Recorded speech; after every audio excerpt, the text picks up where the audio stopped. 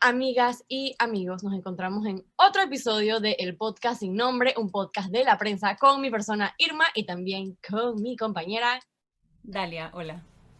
El día de hoy traemos un tema de repente un poco distinto. En vez de estar hablando de la tertulia nacional, vamos a estar analizando específicamente las respuestas que dio nuestro presidente Laurentino Nito Cortizo. El día domingo se transmitió una entrevista con el presidente Nito Cortizo en el programa de debate abierto del canal Telemetro, una entrevista bastante extensa en la que se tocaron bastantes temas, así que bueno, vamos a conversar un poquito sobre cuáles fueron las respuestas que dio el presidente Nito Cortizo. La entrevista empieza directamente con el planteamiento de que el presidente está un poco ausente o que se percibe un poco ausente ante la población. Es bien sabido que durante los últimos meses, bueno, al principio de la pandemia, el presidente estaba bastante como ahí. Daba conferencias de prensa, visitaba lugares, etcétera. O sea, se veía mucho como que él en el panorama. Pero a medida que fue pasando el tiempo y a medida que los escándalos fueron saliendo y saliendo, el presidente de cierta manera se fue como retrayendo un poco, ¿no? Bueno, ante esta interrogante, él lo que contestó es que realmente él nunca ha estado ausente.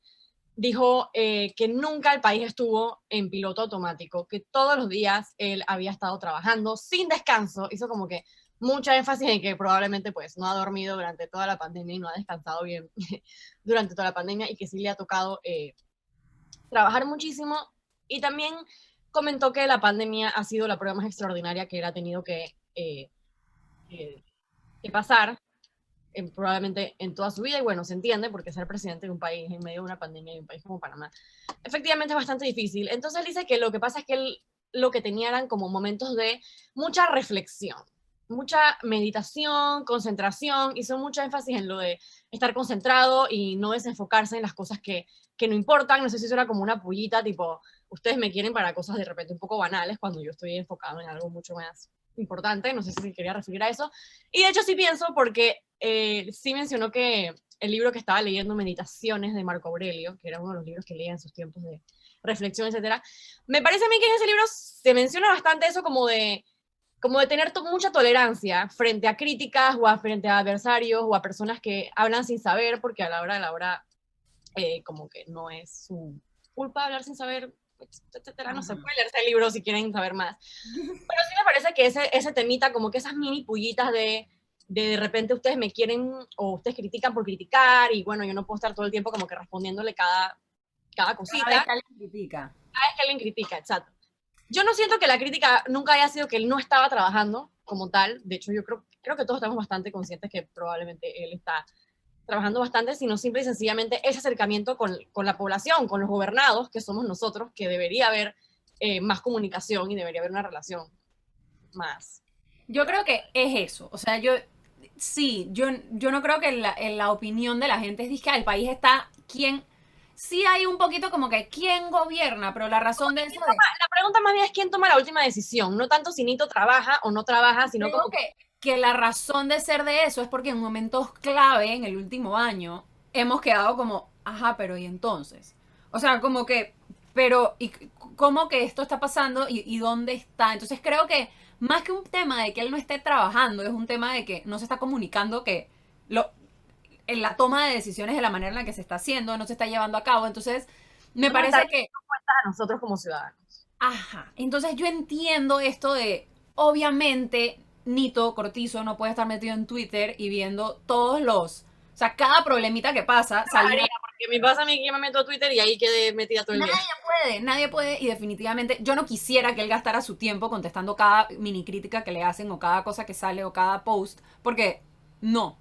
Pero creo que el punto es como que han habido momentos clave en los que hemos pedido o la ciudadanía ha quedado un poco sin ese liderazgo y me parece curioso porque de hecho al principio de la pandemia él salía a dar esta información como que a hablar, ni siquiera daba información, simplemente hablaba sobre lo que estaba pasando y cómo él iba a liderar el país sobre este problema que estábamos viviendo y esta cosa, y eso funcionaba. O sea, la gente estaba disque, Ah, Nito, a Nito se le cayó el mapa y todo el mundo se rió con Nito, como que... O cuando hizo lo de que me tienen suave con el WhatsApp, todo el mundo le pareció chistosito. Ajá, hasta lo de los lápices, la gente dice que bueno, medio bobo, pero qué risa. O sea, como que está bien, Nito, dije, te entendimos. Entonces no entiendo por qué dejarías de hacer eso. Creo que mucho tiene que ver con, como tú mencionas, la crítica que ha Cuando habido. los escándalos, entonces ahí las apariciones fueron Creo tajantes. que, sí. Eso, creo que esa primera respuesta se, como que pone muy bien el tono para el resto de la entrevista, que fue muy así A mí como... me pareció que sonó como bien, como tipo Luke Skywalker cuando estaba entrenando con Yoda, como que lo hizo sonar muy, muy misterioso, como que no, que estos tiempos de reflexión, excepto que no regresó siendo un Jedi como hizo Luke Skywalker, sino que regresó y nada ha cambiado. Pues de qué sirvió tu reflexión y tu gran meditación si no vienes informado en este Jedi, ¿no? Pero bueno. Después hablan un poco de la vacuna, porque él no se vacunó en las primeras entre las primeras dosis, de hecho se vacunó cuando le tocaba por su edad y por su condición, etcétera. Y bueno, él dijo que él lo hacía como que por su propia conciencia, que él no era para como que mandar un mensaje o para que otras personas pensaran, sino que era por su conciencia.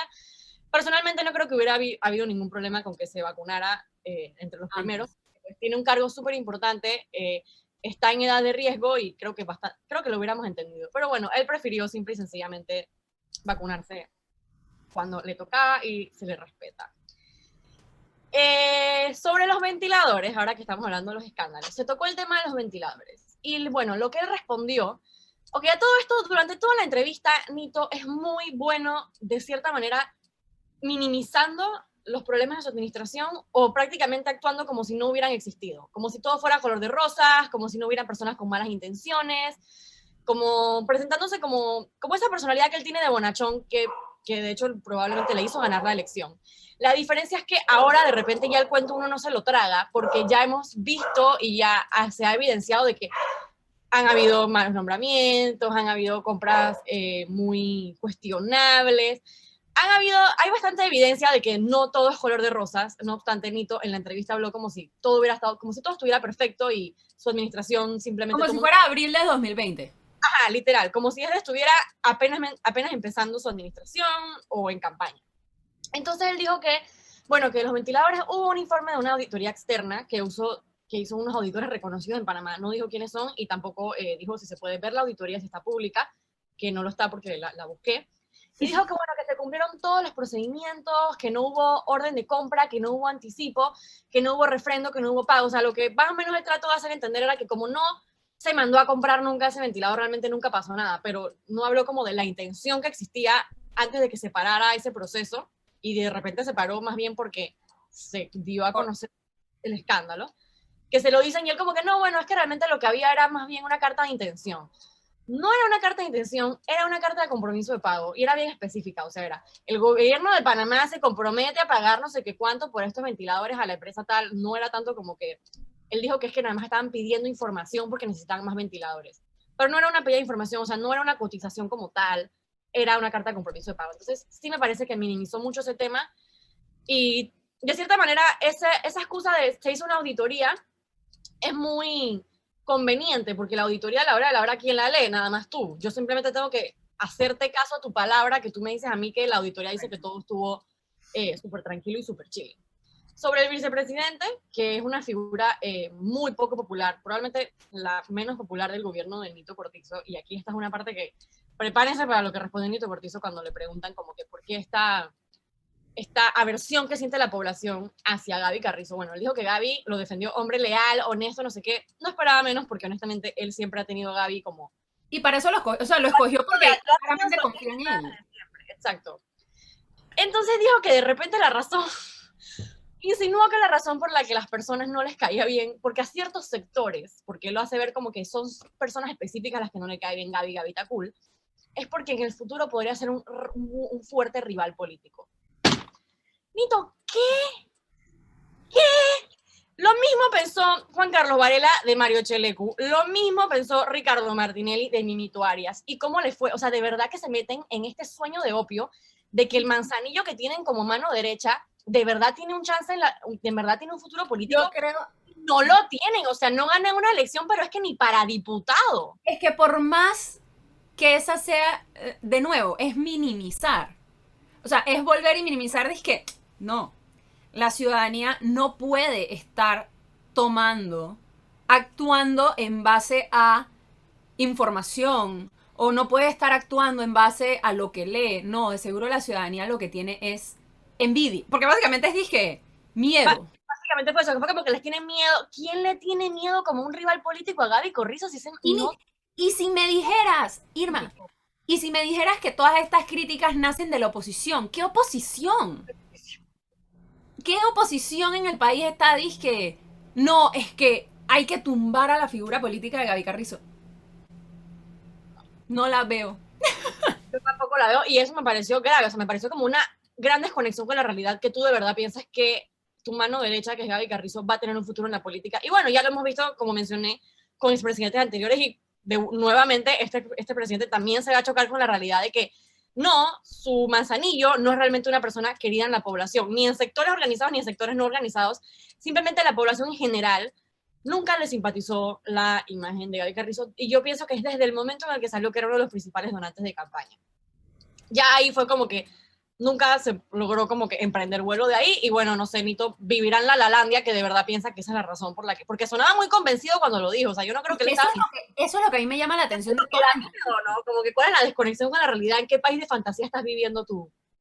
Pero bueno, todos los presidentes llegan, se meten en su burbuja, se rodean de porristas y piensan que la están votando, que su Manzanillo va a ser el próximo presidente y pues putum plash, no sucede, nunca sucede. Así que bueno, allá él. Sobre justicia. Él habló de que el país necesita que la justicia funcione.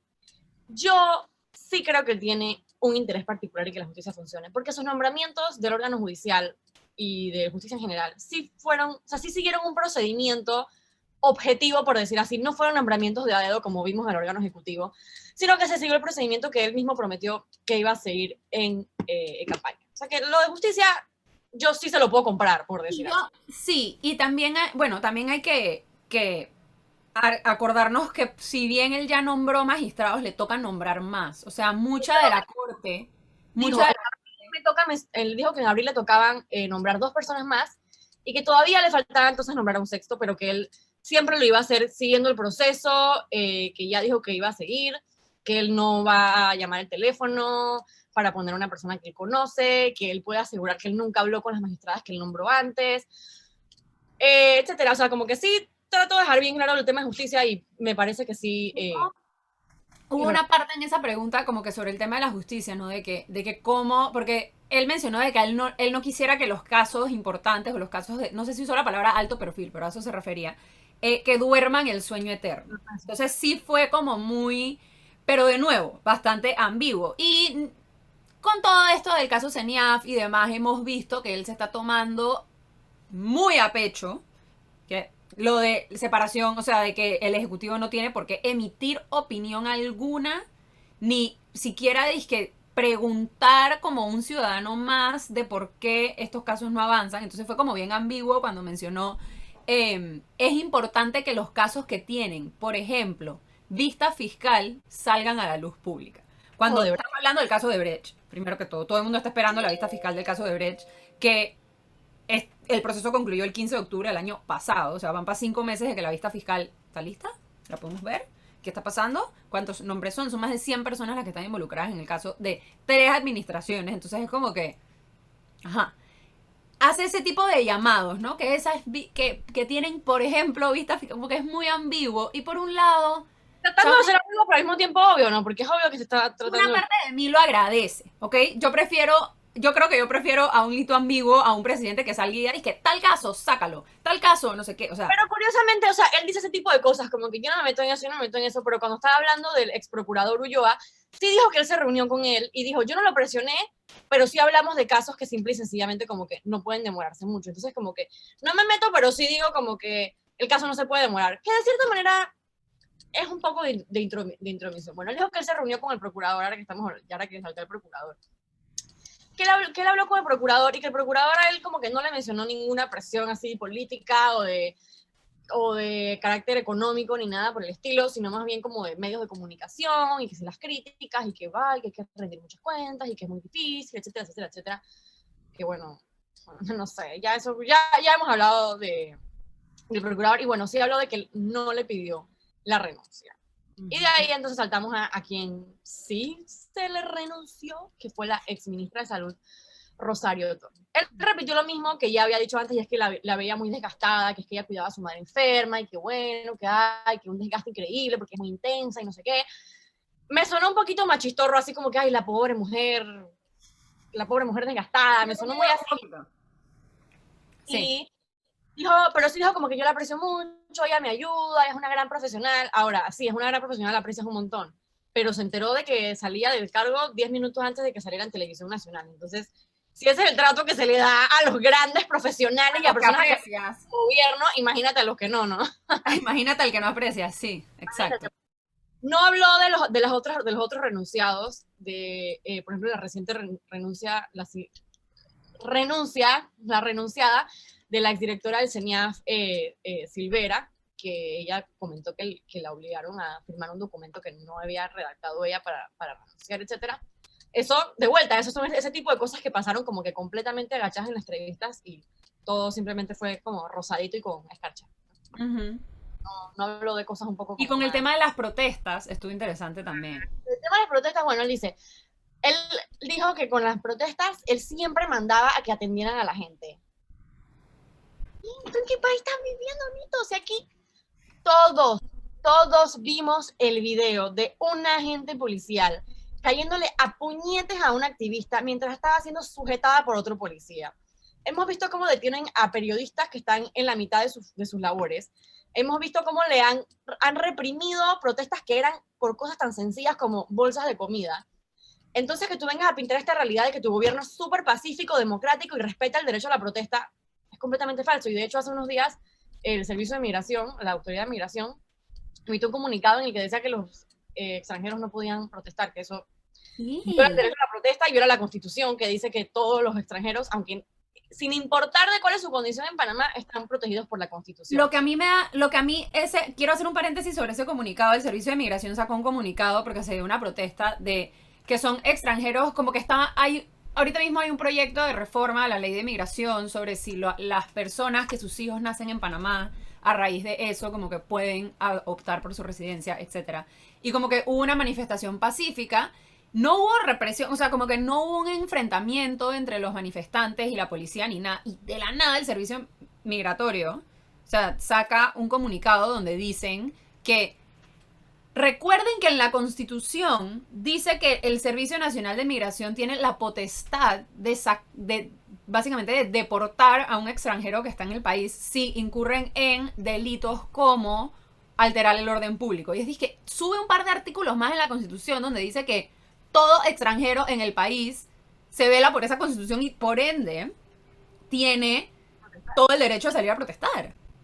O sea, eso es un escándalo. Esa es otra cosa que a Anito se le olvidó durante la entrevista. Según él, se tiró su labia, ¿no? De que Panamá es un país súper pacífico, democrático, y que ellos respetan el derecho a la protesta, y que hay que atender a la gente, no sé qué. Bueno, esa parte denegada, honestamente, de la gente.